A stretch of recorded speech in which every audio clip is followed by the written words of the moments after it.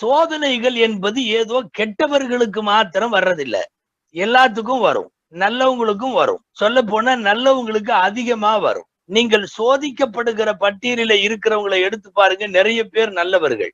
நமக்கு கூட சமயங்கள்ல ஆதங்கம் வரலாம், எவ்வளவு ஃப்ராடு வேலை பண்றான், என்னென்னமோ பண்றான், அவனுக்கெல்லாம் வரமாட்டேங்குது. ஆனாலும் கூட நல்லடியார்களுக்கெல்லாம் வருதேன்னு நினைக்கிறோம். ஸல்லல்லாஹு அலைஹி வஸல்லம் சொல்லுவாங்க, மிக கடுமையான சோதனைக்கு இலக்காகுபவர்கள் முதல்ல யாரு தெரியுமா? நபிமார்கள். அதற்கு அடுத்து நல்லோர்கள், சித்தீகீன்கள், சாலிகீன்கள் என்று அந்த தரத்திலே உள்ளவர்கள். எனவே சோதனை என்பது வர்றது கெட்டவங்களுக்கு அல்ல.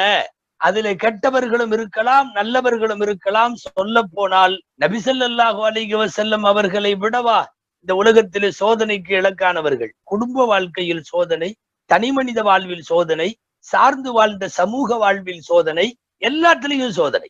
எனவே ரப்பால்